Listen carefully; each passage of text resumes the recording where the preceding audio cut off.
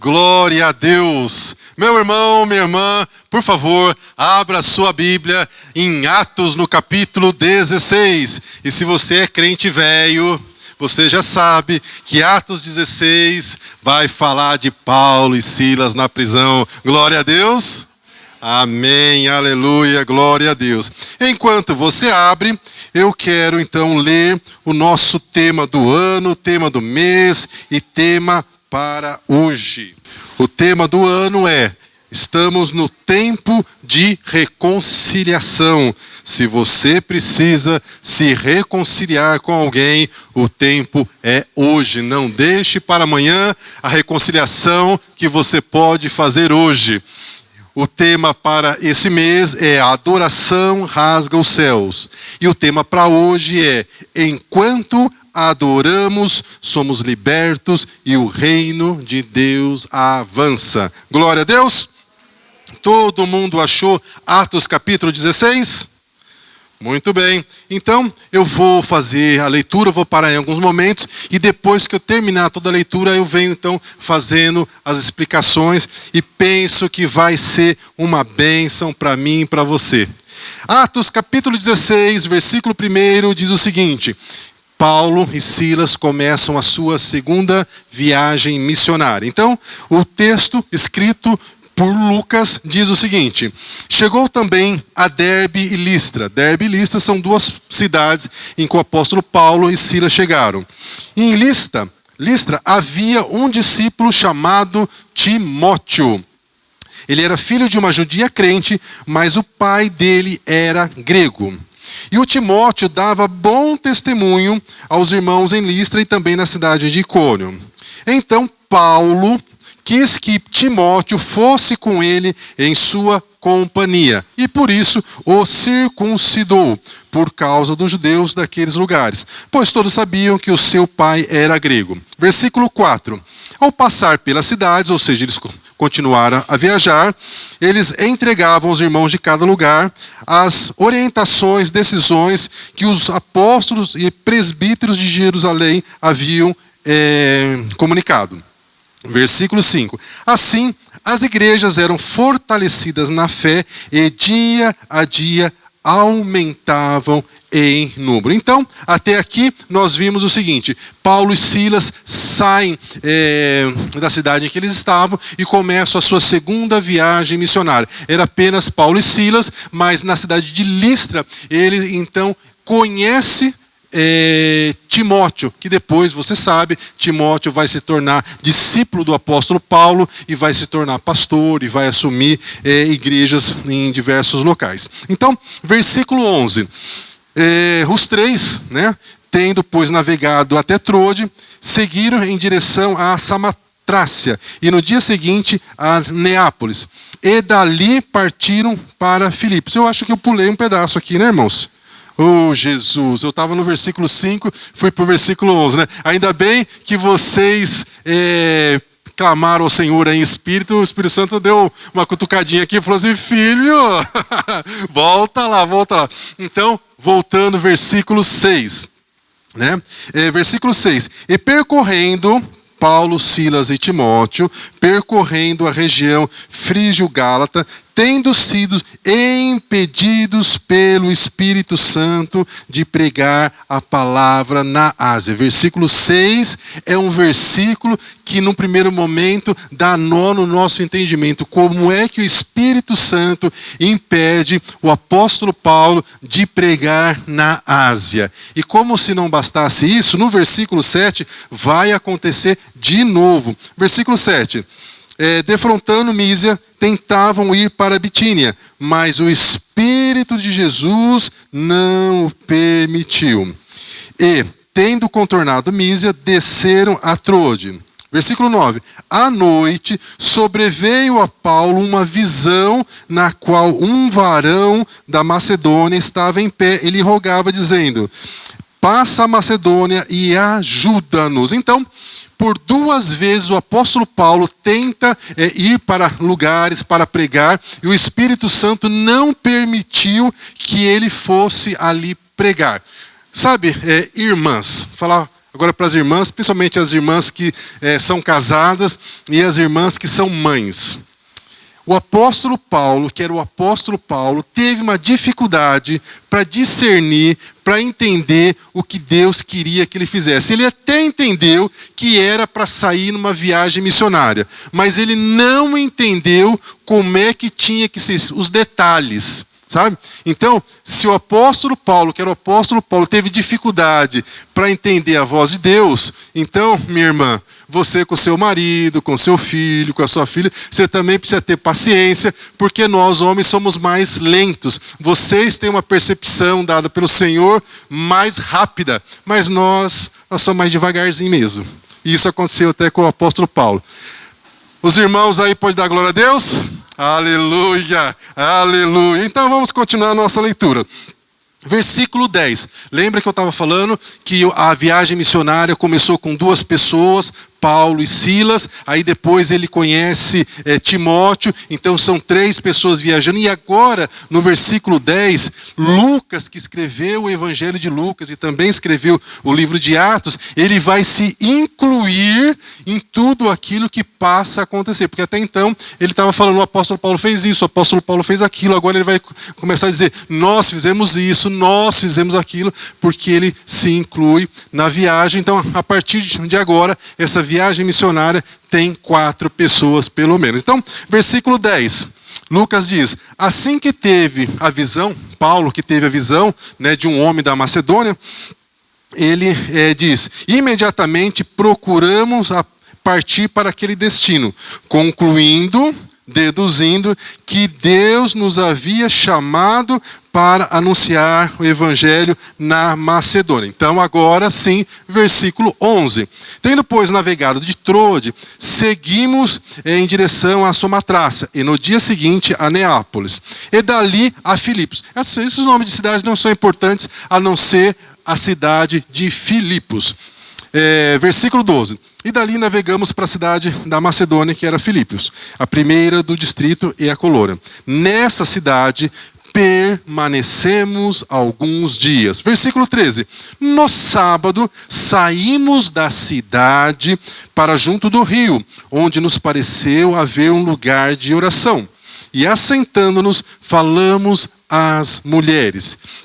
Versículo 14. E certa mulher chamada Lídia, olha os detalhes aqui que Lucas coloca para satisfazer aqui as perguntas das irmãs. A única mulher que se converteu nesse dia era uma mulher chamada Lídia. Ela não morava na cidade de Filipos, onde eles estavam. Obrigado, meu irmão. Ela nasceu na cidade de Tiatira, mas ela estava morando em Filipos.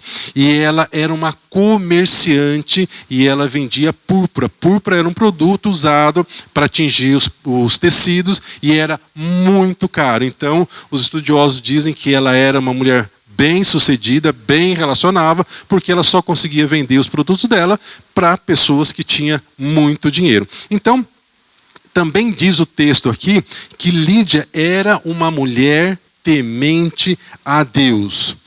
Mas o Senhor abriu o coração dela para ela entender o que Paulo dizia. O que Paulo dizia era o plano da salvação. Versículo 15.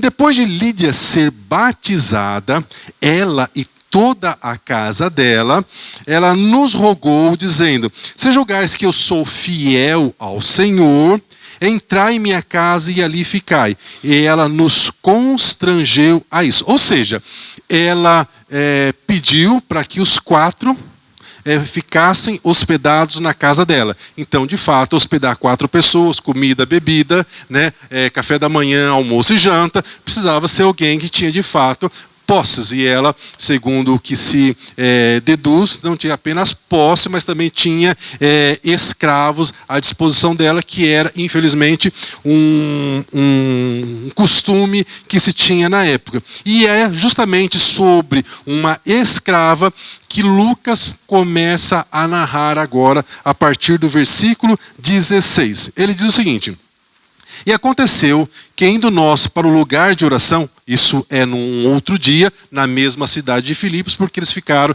nessa cidade de Filipos vários dias. Nos saiu ao encontro uma moça possessa de demônios. E ela adivinhava, e com a adivinhação dela, ela dava grande lucro aos seus donos. Versículo 17. E ela seguiu Paulo e a nós e clamava dizendo: esses homens são servos do Deus Altíssimo, e eles vos anunciam o caminho da salvação. Versículo 18. E a moça fez isso por muitos dias. Então, num determinado dia, já indignado, Paulo, voltando-se para ela, disse ao espírito que a possuía: em nome de Jesus Cristo eu te mando, retira-te dela. E o espírito demoníaco, na mesma hora, saiu dela. Daqui a pouco, irmãos, eu vou explicar essa história da adivinhação dela aqui, tá bom? Versículo 19.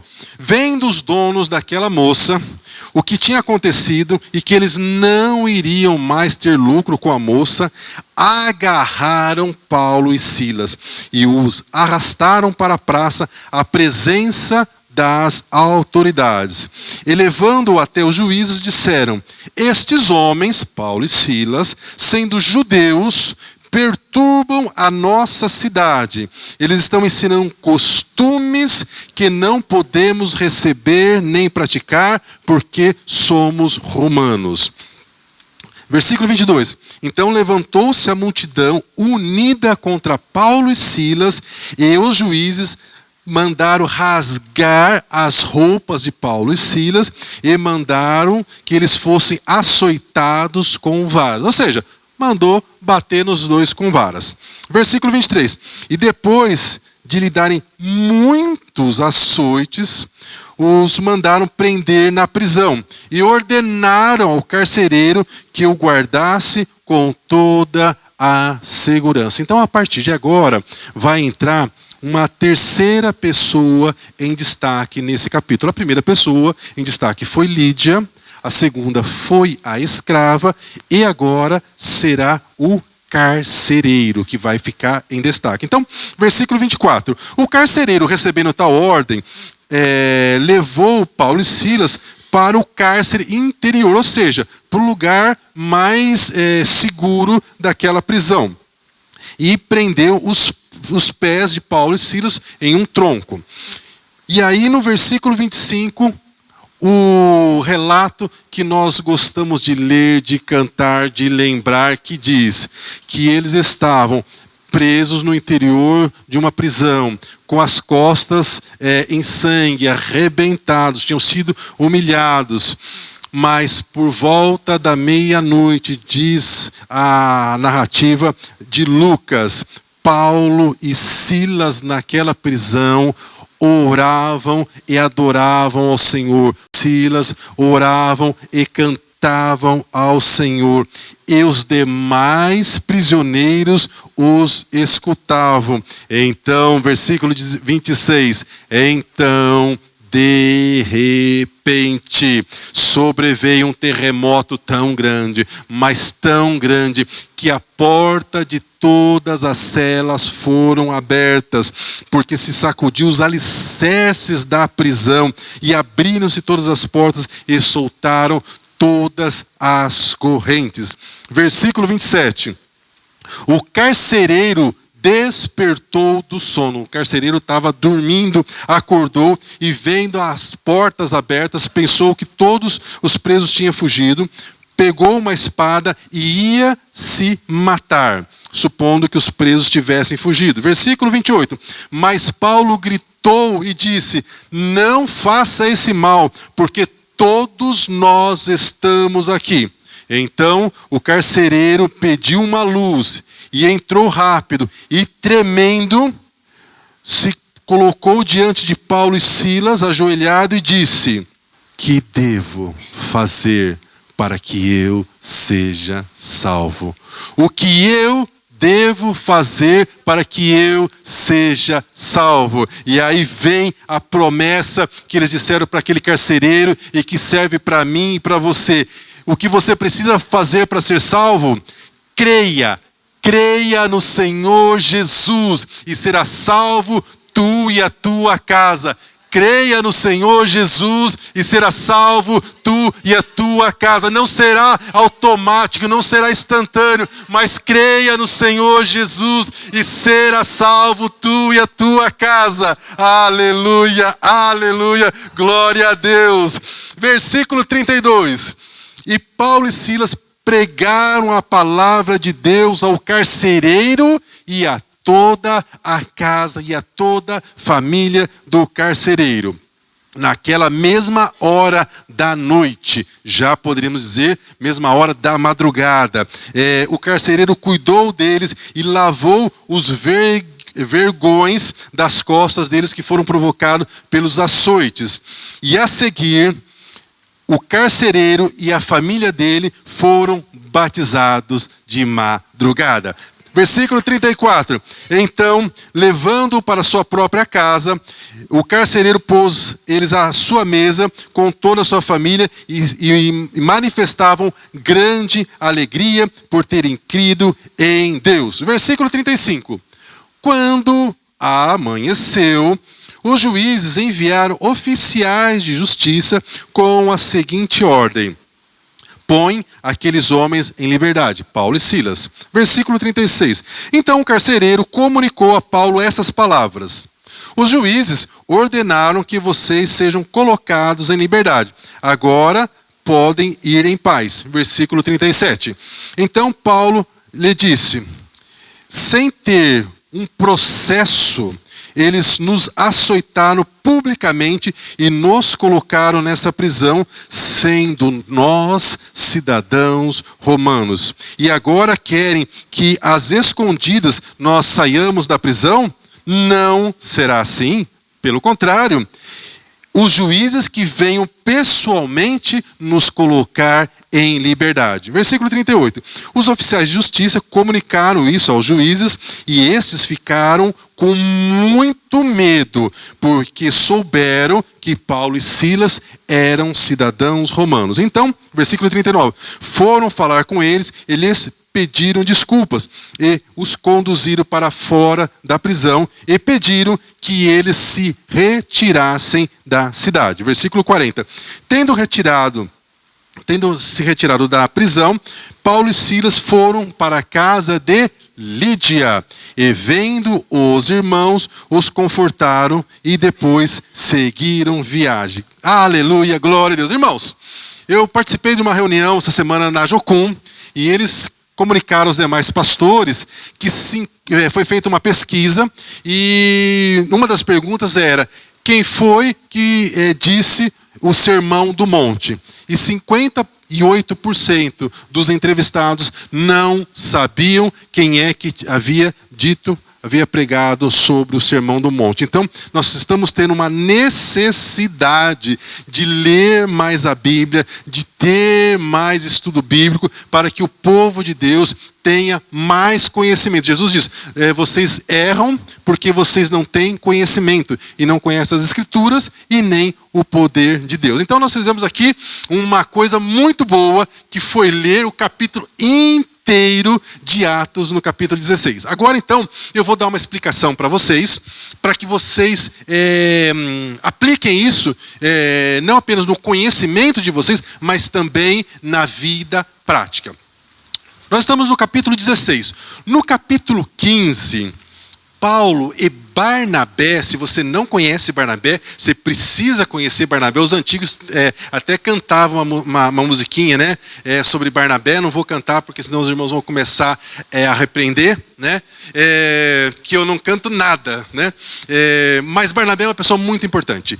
O Barnabé é aquele que foi chamado para cuidar dos improváveis. Sabe daquelas pessoas que ninguém dá nada? E o apóstolo Paulo era uma das pessoas que ninguém dava nada. Depois que ele se converteu, ele tentou se unir junto com os discípulos, mas aí teve lá um problema, mandaram ele para Tarso e ele ficou esquecido lá em Tarso durante muitos anos. E o Barnabé foi para Antioquia, e lá na Antioquia, o Barnabé foi atrás do apóstolo Paulo, levou o apóstolo Paulo para Antioquia, que existe até hoje, só que hoje ela se chama Antaquia, e ela fica no sul da Turquia, bem próxima ali da divisa com a Síria. E eles já tinham feito uma primeira viagem missionária e tinha sido uma bênção. E eles tinham levado um jovem chamado Marcos, né? Só que o Marcos, no meio da viagem, deu um problema lá e o Marcos, que era jovem, né? Como diz outro, vazou e deixou só os dois. E o Paulo, que era meio colérico, não gostou do negócio. Então, na segunda viagem, o Paulo falou assim, não, nós não vamos levar esse menino, não. De novo, no meio da viagem, ele vai dar para trás e vai deixar só nós dois. Não vamos. Mas o Barnabé porque queria levar o Marcos, porque o Barnabé era aquela pessoa que gostava de cuidar dos improváveis. E, irmãos, eles tiveram uma desavença que virou uma discussão, não chegaram no acordo e, por fim, falaram o seguinte, então tá bom, Paulo, você vai para a viagem missionária, você escolhe outra pessoa no meu lugar e eu, Barnabé, vou fazer o que tem que fazer com o tal do Marcos. E assim eles fizeram. E aí você pergunta, qual dos dois estava certo? Os dois estavam certos. Né? O Barnabé cuidou desse Marcos e esse Marcos depois escreveu o evangelho que tem na sua Bíblia, chamado Evangelho de Marcos. Olha que benção. Né? Mas o Paulo naquele momento não botava fé no menino. Muito bem, aí o Paulo chama o Silas. O Silas, ele tem uma característica muito importante, porque além de ser um homem de Deus, experimentado nas Escrituras, ele também tinha dupla cidadania. Sabe aquela pessoa que é brasileiro, mas também tem a cidadania de um outro país? Por exemplo, a minha esposa, ela é descendente de italianos, né? Então, ela tem a cidadania brasileira, ela é brasileira, mas ela também tem a cidadania italiana. Né? Ela tem passaporte brasileiro, mas ela também tem o passaporte italiano. Para o governo brasileiro, se diz brasileiro aquela pessoa que nasce dentro do território nacional. Para a Itália não é assim. Para a Itália, em qualquer lugar do mundo que tiver um italiano e ele tiver um filho, italiano é a criança que nasceu. Entende? Então, né, é por isso que existe isso. E naquela época, nós estamos falando aqui do ano ou 48, 49, no máximo ano 50 depois de Cristo. Aproximadamente aí uns 20 anos depois que o Senhor Jesus morreu e ressuscitou. É nessa época que nós estamos. Então, o Império Romano é que manda, é que domina. Então, você ter a cidadania do país que manda no mundo é ser um cidadão acima da média, entende? Então, o que acontece? Paulo e Silas, eles eram judeus. E eles estavam na Macedônia, na região da Macedônia. Eu não sei para você, para mim fica mais fácil, em vez de falar Macedônia, é pensar na Grécia, porque eles eram gregos. Né? E aí vem uma coisa muito legal, que é o cuidado de Deus. Mas eu vou falar sobre esse cuidado de Deus daqui a pouco. Então o grande fato é que eles estão na cidade de Filipos, e aí talvez você diga assim, mas eu nunca ouvi falar dessa cidade. Sim, mas você tem as cartas que o apóstolo Paulo escreveu aos filipenses, ou seja, para os moradores da cidade de Filipos. Eu também fiquei chocado, viu, irmãos, quando eu descobri um negocinho tão simples como esse. Mas, enfim, a cidade de Filipos, então, ela está na Grécia. O Timóteo, ele é grego, que o pai dele era grego. O Lucas, que é médico, que escreveu o Evangelho de Lucas, que escreveu o livro de Atos, ele também é grego. Então, quando Paulo e Silas expulsam o demônio daquela moça que era escrava, os comerciantes fizeram o quê? Não vamos atacar o Timóteo nem o Lucas, porque eles são gregos. São aqui do país, né? Então não vai acontecer nada com eles. Vamos pegar os dois estrangeiros, que é o Paulo e o Silas, porque eles são judeus. E aí, por algum motivo que nós não temos o conhecimento, o Paulo e o Silas podiam ter gritado, enquanto eles estavam sendo arrastados para serem açoitados publicamente por vários, eles poderiam ter gritado, ei, mas nós somos cidadãos romanos. Eles não fizeram isso. Enfim, mas o fato é que são 4 pessoas que estão fazendo essa viagem missionária. E a Bíblia fala, lá no versículo 6 de Atos 16, que eles queriam pregar na Ásia. Né? E talvez você diga assim, mas eles não estão no Oriente Médio? Sim, mas o Oriente Médio faz parte do continente asiático. Então, eles queriam ficar ali na Ásia, mas o Espírito Santo queria levá-los para a Europa, porque a Grécia fica na Europa. E veja, eles têm essa dificuldade para discernir que era para lá que eles deveriam ir, mas quando eles chegam na cidade de Filipos, então eles saem do continente asiático e vão para a Europa, a primeira pessoa que se converte na Europa é uma mulher. Olha o cuidado de Deus. Irmãos, pode passar, já passaram 2000 anos, pode passar mais 2 outros 1000 anos. A primeira pessoa convertida ao Senhor Jesus na Europa foi uma mulher. E não foi uma mulher que estava lá de alegre. Ela é uma pessoa instruída, ela era uma comerciante, ela comprava, ela vendia e ela era bem-sucedida. Aliás, vocês notaram no texto que a primeira pessoa em destaque é a Lídia, né? E os estudiosos acreditam que ela ou era viúva ou ela nunca se casou e já tinha uma certa idade para convidar os 4 homens para se hospedarem na casa dela. E depois que o apóstolo Paulo e o Silas saíram da prisão, eles voltam para a casa da Lídia antes de seguir viagem. E os estudiosos dizem que a igreja dos filipenses, a igreja na cidade de Filipos, nasceu na casa da Lídia. E aí você fala assim, mas e eu com isso? Né? Sabe, irmãos, a gente vai observar um padrão de comportamento na Lídia, no carcereiro e também em Cornélio no capítulo 10. E qual padrão de comportamento é esse? Tão rapidamente eles têm o conhecimento da palavra de Deus, o entendimento do coração deles é aberto, eles não procuram levar os seus familiares para a igreja ou para onde estavam aquelas pessoas. Eles fazem o contrário, eles pegam as pessoas e levam para dentro da casa delas. O Cornélio foi assim, ele teve uma visão e na visão ele recebeu a instrução que era para trazer Pedro para a casa dele. E Pedro vai, as pessoas da família dele se convertem, os amigos se convertem e são batizados, etc. e tal. Com a Lídia aconteceu a mesma coisa. A Lídia, e aí veio uma observação importante. Lídia já achava que servia a Deus. Mas naquela pregação do apóstolo Paulo, o entendimento dela foi aberto e ela compreendeu que ela precisava nascer de novo. Então, ela e a família dela, ela leva os homens de Deus para a casa dela, a família dela também recebe essa revelação e toda a família dela é batizada. No caso do carcereiro, acontece a mesma coisa. Quando ele faz a pergunta, o que eu preciso fazer para ser salvo? A resposta foi, creia no Senhor Jesus e será salvo tu e a tua casa. O que o carcereiro faz? Ele leva o apóstolo Paulo e Silas para dentro da casa dele. E aí você fala assim, tá, mas como é que eu faço isso na prática? Irmãos, na prática, qual que é a melhor estratégia, e inclusive as igrejas que mais crescem no mundo fazem isso? É você reunir um grupo de pessoas da igreja que você tem afinidade e você chama alguns amigos, alguns parentes para um estudo bíblico. Porque é muito provável que o seu marido, talvez seu filho, um parente, não venha aqui na igreja, mas de jeito nenhum.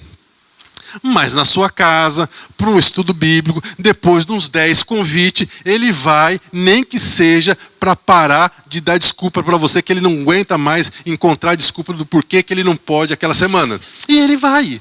E aí ele vai, ele fica exposto à palavra de Deus, o Espírito Santo pega esse abençoado, essa abençoada, e ele tem o entendimento aberto, e aí ele nasce de novo. Entende, irmãos? Então, é uma ideia para cada um de nós considerar. Puxa vida, será que eu não podia fazer uma vez por mês um estudo bíblico na minha casa e chamar, né, um outro irmão da igreja ou uma irmã, dependendo do caso, né, e chamar uns parentes, uns amigos e fazer um estudo bíblico ali? Sabe? Eu participei, há uns 2 anos atrás, de um curso, de um treinamento de uma igreja de Belo Horizonte, que eles dizem o seguinte, que a estratégia de evangelismo deles não é levar ninguém para a igreja. A estratégia de evangelismo deles é levar as pessoas para um estudo bíblico na casa de algum conhecido. Então pega uma pessoa da igreja, uma pessoa madura, etc e tal, né? E ele convida, né, alguém, um conhecido, para ir para esse estudo bíblico. Então ele ganha a pessoa primeiro para ir para esse estudo bíblico na casa dela. Então, primeiro, né, acontece isso. Depois que a pessoa começa a frequentar e se torna assíduo, em determinado momento, então, ele expõe o plano da salvação para que ali, naquele estudo, naquela reunião de estudo bíblico, ela aceite a Jesus, que ela se entregue ao Senhor Jesus. E aí, depois, vem o trabalho de ensinar a importância do batismo. Depois de tudo isso, é que ele vai começar a explicar para a pessoa a importância dela estar numa igreja. Entende? E se a gente olhar para o livro de Atos, a igreja começou assim, né? Em pequenos grupos, de casa em casa. E nós fomos perdendo esse costume. Mas enfim, isso não precisa ser um peso para você. É uma orientação que o Espírito Santo está trazendo para você, que talvez vá responder qual vai ser a forma que você vai ganhar aquele seu parente que você está orando e você não está vendo as coisas acontecer. Muito bem, então eles saem.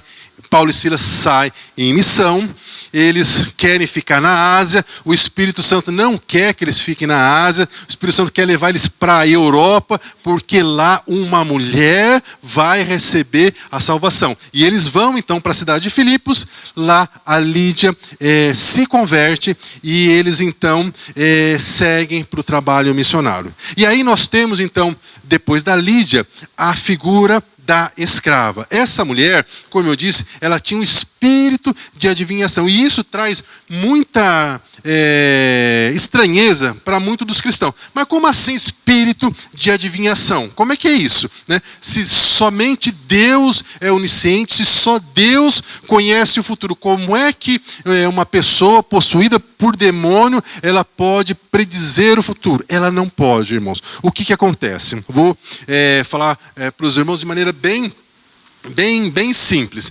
No Salmo 34, versículo 7, fala que o anjo do Senhor anda ao nosso redor.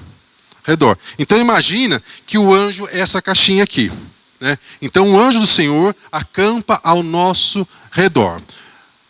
1 Pedro, capítulo 5, versículo 8, né? O apóstolo Pedro ele dá uma orientação que os demônios, que o diabo anda ao nosso derredor. Né? Então, imagine que o anjo é essa caixinha, ele está bem pertinho de mim aqui, mas os demônios estão um pouco mais distante de mim, porque tem um anjo aqui. Então ele não pode chegar muito perto, porque eu sou queridinha do Pai, você é queridinha do Pai. Se chegar perto sem autorização, o anjo cutuca com a espada. Está chegando aqui por causa de quê? Entendeu? Então, né? Aí vem as famosas brechas. Por isso que a gente fala assim, o inimigo encontrou uma brecha, nós demos uma brecha. Então, o que é que acontece? Ao longo de toda a sua vida, depois que você se converte, você vai ter o anjo do Senhor acampado ao seu redor. Mas desde quando você nasce, você tem um demônio que está ao seu derredor, que está acompanhando tudo que você já fez na vida. Coisa que você não lembra mais, o diabo sabe lá, porque se ele precisar usar para te acusar, ele vai usar. Olha, há 10 anos atrás você fez assim. Você lembra disso? Nossa, mas eu nem lembrava. Mas eu não esqueço. Você fez aquilo e o outro também. Entendeu?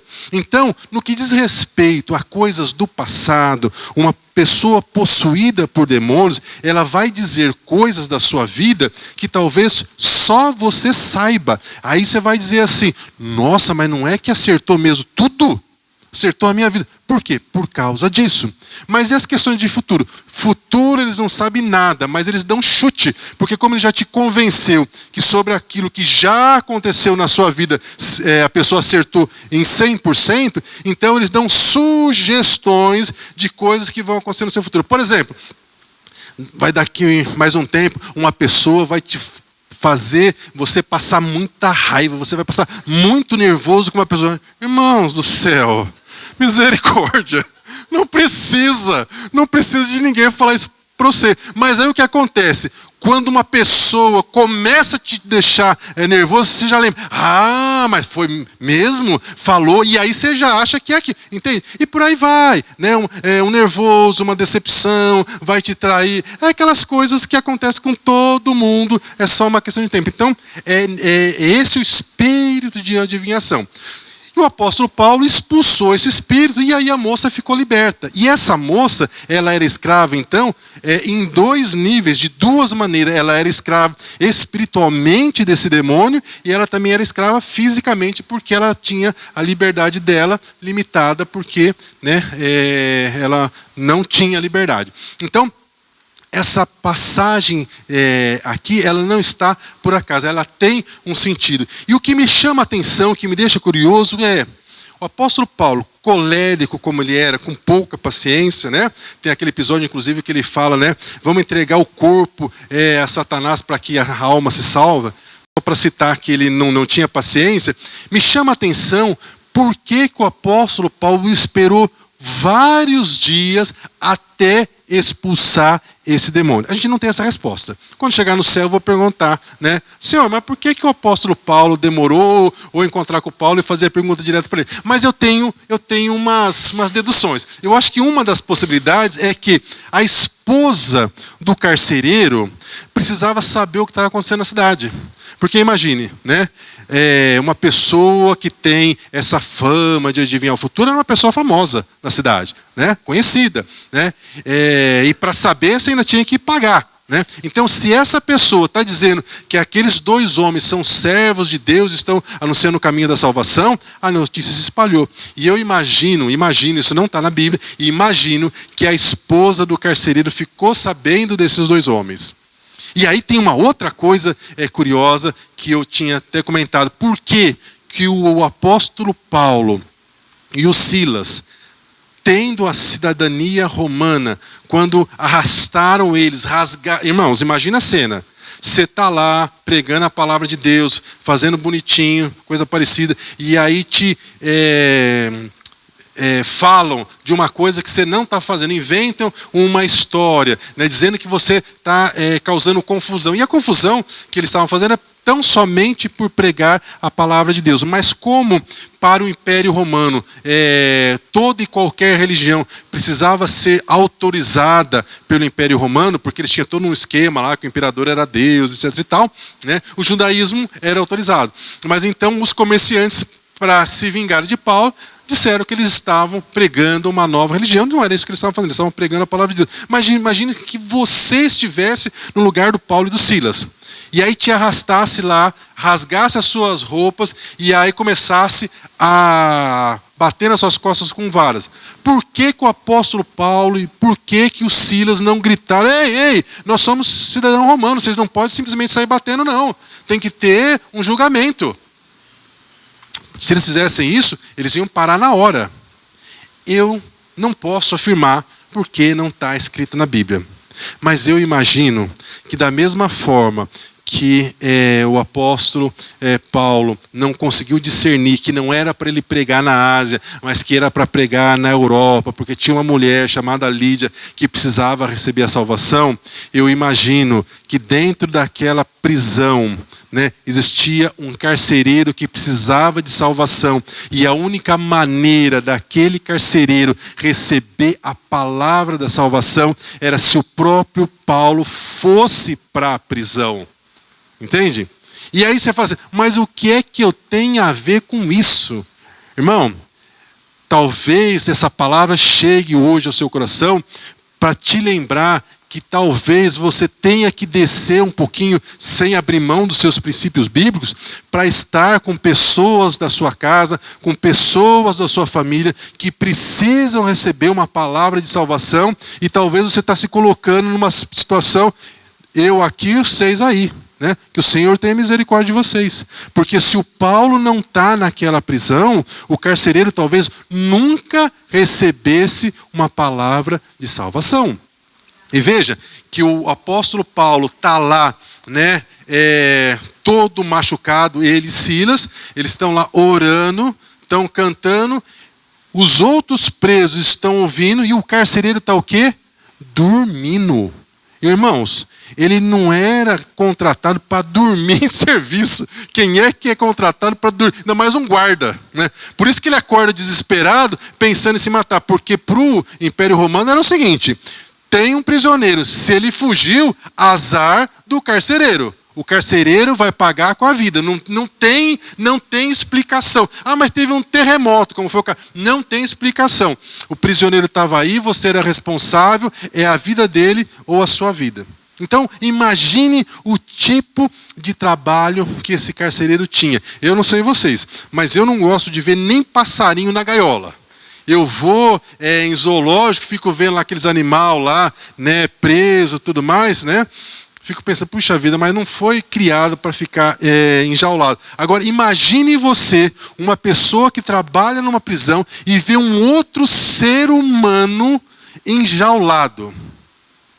Deve ser um negócio que faz muito mal para a alma da pessoa, para o coração da pessoa. E você pegar hoje, né? Quem trabalha em presídio, você conversa com um policial que trabalha em presídio, é tudo gente assim, sabe? Né? Que já tem uma barreira, né? São pessoas fechadas, né? E você sabe que suicídio entre policiais, dependência química, também é um negócio altíssimo, né? Por quê? Porque, né, custa emocionalmente muito caro esse tipo de trabalho. Então, eu imagino que o apóstolo Paulo foi para aquele presídio porque era necessário alcançar a vida daquele carcereiro. Então, por vezes, meu irmão e minha irmã, nós precisamos abrir um pouquinho mão do nosso direito para alcançar a outra pessoa.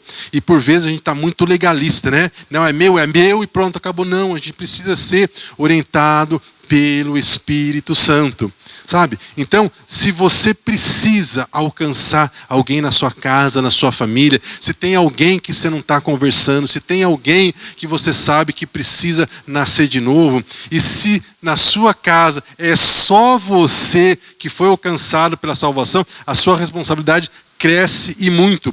Mas além de você achar que talvez isso seja um peso, isso vai te dar um sentido de vida, vai te dar um propósito. Porque se você acha que essa missão para você é impossível, é no impossível que Deus age. A gente só faz o possível e Deus vai fazer o impossível. Então, dito tudo isso, nós tivemos então 3 pessoas que são destaques. Como eu falei, a Lídia, que se converteu e levou as pessoas, os apóstolos, para a casa dela, e a casa dela foi alcançada. Tivemos a questão dessa moça escrava, que a Bíblia não fala que ela foi alcançada pela salvação, mas eu imagino que ela tenha sido alcançada pela salvação, porque imagine você receber a notícia que as pessoas que te libertaram de um demônio foram presas, apanharam, e que teve um terremoto na prisão, que até o carcereiro se converteu, ela com certeza iria querer saber mais sobre isso, e como se criou uma igreja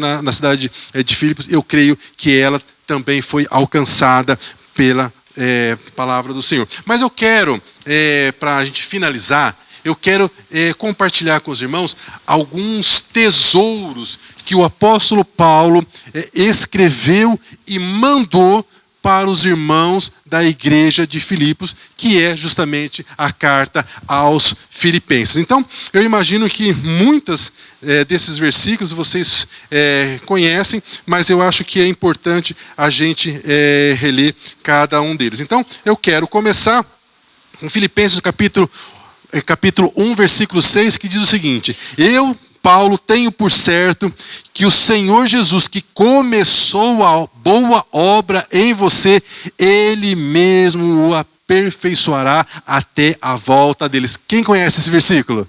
Aleluia, glória a Deus. Versículo 12 do capítulo 1. Eu quero que saibam, irmãos, que aquilo que me aconteceu na prisão tem servido para o progresso do Evangelho. Então, o apóstolo Paulo dizendo que ele foi preso, mas isso foi bom para o Evangelho. Filipenses ainda no capítulo 1, versículo 21. Porque para mim o viver é Cristo e o morrer é lucro. Principalmente nós que já passamos os 50 anos, a gente entende mais esse versículo. Vocês que são jovens, vocês não entendem isso, mas glória a Deus, né? Que assim seja.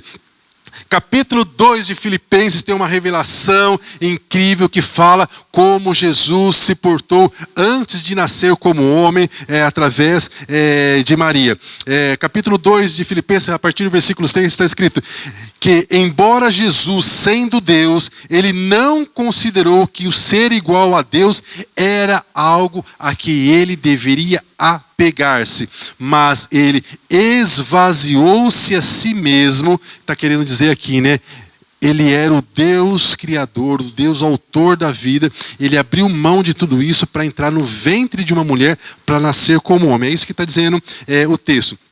Então, ele nasceu de forma humana, humilhou-se a si mesmo e foi obediente até a morte e morte de cruz. Por isso, Deus exaltou o Senhor Jesus à mais alta posição e lhe deu o nome que está acima de todo nome, para que no devido tempo, sobre o nome de Jesus, se dobre todo joelho no céu, se dobre todo joelho na terra, se dobre todo joelho debaixo da terra, e que toda língua confesse que Jesus é o Senhor, para a glória de Deus Pai. Aleluia, glória a Deus.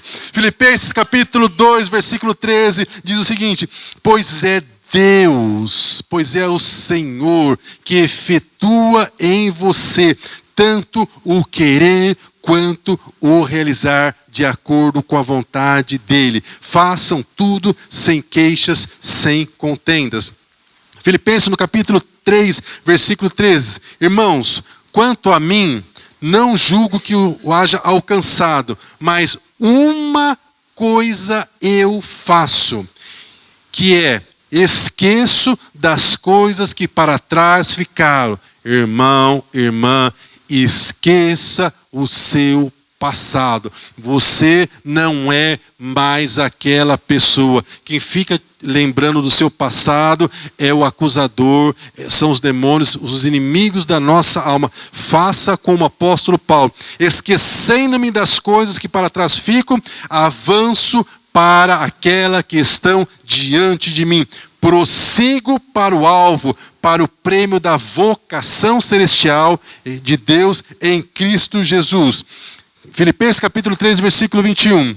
Porque o Senhor transformará o nosso corpo abatido para ser conforme o seu corpo glorioso. Nós teremos um corpo glorioso. Aleluia, glória a Deus. Filipenses capítulo 4, versículo 3. E peço também a vocês, fiel companheiro de jugo, que auxilie essas mulheres que juntas se esforçaram comigo no Evangelho. O apóstolo Paulo faz questão de pedir que as mulheres sejam honradas, porque elas ajudaram ele no ministério dele. Filipenses capítulo 4, versículo 7.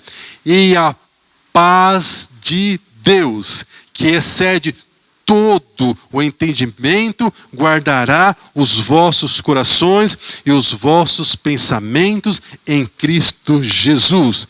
Filipenses capítulo 4, versículo 11. Já aprendi, diz o apóstolo Paulo, e essa pergunta que você deve fazer para você também: se você já aprendeu a se contentar com aquilo que você tem. Ele disse: eu sei estar abatido. Irmão, não tem jeito. Vai ter dias que você vai estar abatido, vai ter dias que eu vou estar abatido. Mas a gente não pode achar que acabou nesse dia. Só vai acabar no dia que o Senhor voltar. Amém? Então ele diz: sei estar abatido e também sei ter em abundância. E em toda maneira, em todas as coisas, estou instruído, estou informado. Tanto a ter fartura como a ter necessidade, tanto a ter abundância como a padecer necessidade. E aí aquele versículo que nós amamos dizer: posso todas as coisas em Jesus que nos fortalece. Aleluia. Você pode todas as coisas em Jesus que te fortalece. Aleluia. Filipenses capítulo 4, versículo 19. O meu Deus, o seu Deus, segundo as suas riquezas, suprirá, o seu Deus suprirá todas as suas necessidades em glória por Cristo Jesus. Amém? Aleluia. Aleluia, glória a Deus. Quero convidar os irmãos do louvor para voltarem. Nós vamos louvar ao Senhor e depois então nós vamos orar. Nós vamos agradecer ao Senhor por esse tempo e para que o Senhor traga ao seu coração naquilo que você deve aplicar essa palavra na sua vida e na vida das pessoas que estão ao seu redor. Será que você está como a Lídia, né, numa situação favorável financeiramente, que você acha que está tudo bem, mas que talvez você ainda não tenha o seu entendimento aberto e que você ainda não, de fato, entregou ao Senhor a sua vida como você deveria? Ou será que você está como aquela moça que era escrava?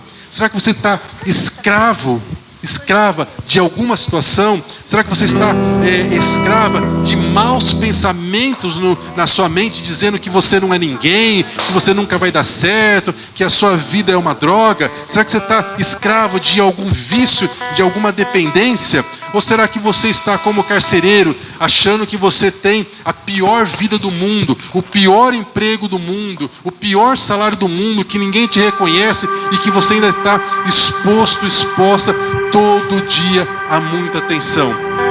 Seja qual for a situação, o Senhor está aqui e Ele é a resposta para a sua necessidade. Vamos ficar de pé e louvar o Senhor?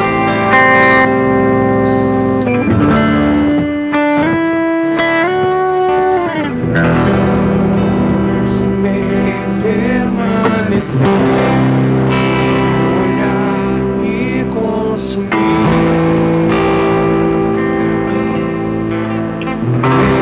Eu sou teu, posso nem permanecer.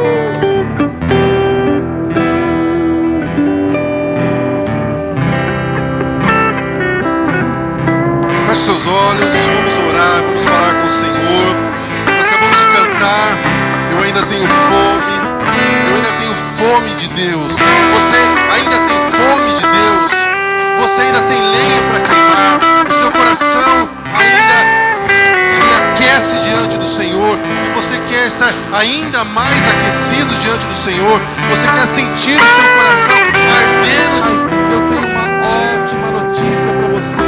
A palavra do Senhor declara que quando duas ou mais pessoas estiverem reunidas no nome dEle, Ele estará no nosso meio. O Senhor Jesus está aqui. Ora, marás, xeremerecana, marás, xeremerecana, marás, ora, marás. Diga para Ele que você tem mais fome, que você tem fome do Senhor, que você quer queimar. Queima, Senhor, o nosso coração. Nós queremos sentir a Tua presença. Pai, o que são os nossos problemas diante da Tua presença? Oh, nós nos colocamos, Pai, debaixo do Teu altar, debaixo das Tuas asas, porque nós sabemos que o Senhor tem cuidado de nós. Oh, em nome de Jesus, tudo que nós precisamos é sentir o Teu mover em nós. Oh, queremos sentir a Tua presença, queremos sentir que nós somos filhos, que somos filhas, que nós estamos fazendo a Tua vontade, que o Senhor se agrada de nós. Pai, nós repreendemos em nome de Jesus toda voz que chega ao nosso pensamento dizendo que a nossa vida não vale a pena. Nós repreendemos toda voz do inimigo dizendo que nós não somos filhos, que nós não temos comunhão com o Senhor. Antes nós declaramos que a nossa vida está entregue ao Senhor. O Senhor é o nosso Redentor, o nosso Salvador, e nós cremos na Tua palavra que diz: creia no Senhor. Nós cremos no Senhor e cremos que nós e a nossa casa seremos salvos. Ora, Maraxaralá, que nós possamos ver esse dia chegar, que nós possamos ver os nossos parentes, os nossos familiares rendidos aos Teus pés, porque nós sabemos que a Tua palavra não falha, nunca falhou e não falhará. Oh, em nome de Jesus, aquele que chegou aqui desanimado, saia entusiasmado, cheio de Deus no seu coração, sabendo quem você é. Ora, Marache, você foi escolhida dentro do ventre da sua mãe. Deixe o seu passado para trás, deixe as palavras que te disseram para trás, siga para o alto, caminhe na direção da sua vocação.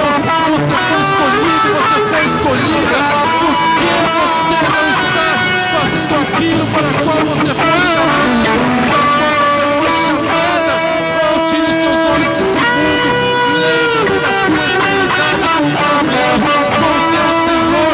Lembre dos dons que Ele te deu, que Ele te entregou. Esses dons são irrevogáveis, são para você usar, meu irmão, são para você usar, minha irmã. Você é do Senhor, enquanto você não estiver na presença do Senhor, entregue ao Senhor.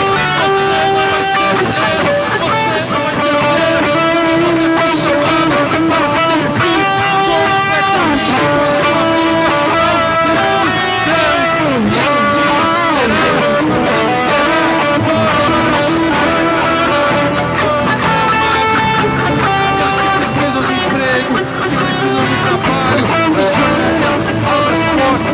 Aquele que precisa de saúde, que o Senhor conceda a saúde, que o Senhor conceda a cura.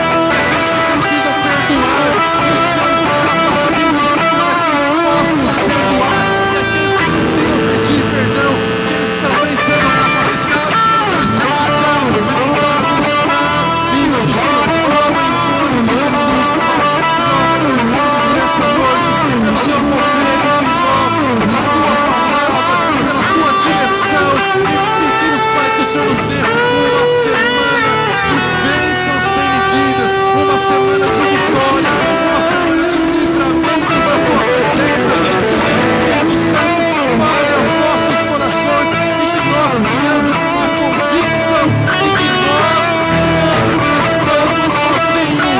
Oh, a Tua vara e o Teu cajado nos consola. O Senhor vai adiante do Teu povo. É o Senhor que nos guia, é o Senhor que nos direciona. E que o grande amor de Deus, a graça do Senhor Jesus e as consolações do Espírito Santo